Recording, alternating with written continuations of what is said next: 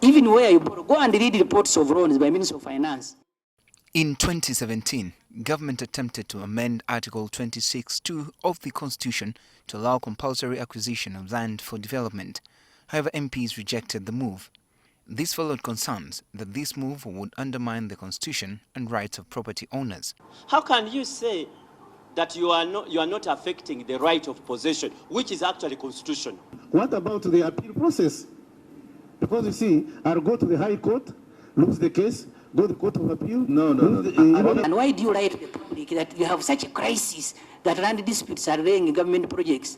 Now, following delays in acquiring parts of land for the Tilenga Project in Hoima and Bulisa, government through the Ministry of Energy on the 4th of December 2023 sued 42 landowners after they refused the compensation rates offered for their land. This was in line with Article 26(2) of the Constitution as well as the Land Acquisition Act and Civil Procedure Act, among others. In his December 8, 2023 ruling, Justice Jesse Byaruhanga of the High Court in Hoima decided in favor of the Ministry of Energy, represented by the Attorney General. He proceeded to ask the government to deposit a compensation rate valued at 945 million Uganda shillings with the court for the 59 acres of land. The land in question forms part of an area planned for the Tilenga Project in Hoima and Bulisa districts. However, the lawyers, together with the African Institute of Energy Governance, AFIEGO, described the decision as judicial impunity. And he has given the same order that he had given in Masindi. So we really believe that maybe this judge is specifically hired to ensure that these oil-affected people get or don't get justice. If there is one complaint that citizens of Uganda have against the judiciary, is that it is slow, that it takes forever to resolve cases. How come when Total comes into the picture, we are getting justice in a matter of days? Other laws should be in conformity with the Constitution.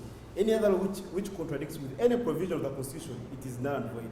Meanwhile, the group has also petitioned the Judicial Service Commission to take appropriate disciplinary action against His Lordship Byaruhanga Jesse Rugema. We have resolved that the judicial impunity must be fought, that the judicial misconduct must be reported to appropriate authorities alongside with judicial incompetence as exhibited. Once it is not challenged, I can assure you they are going to use it everywhere across the country.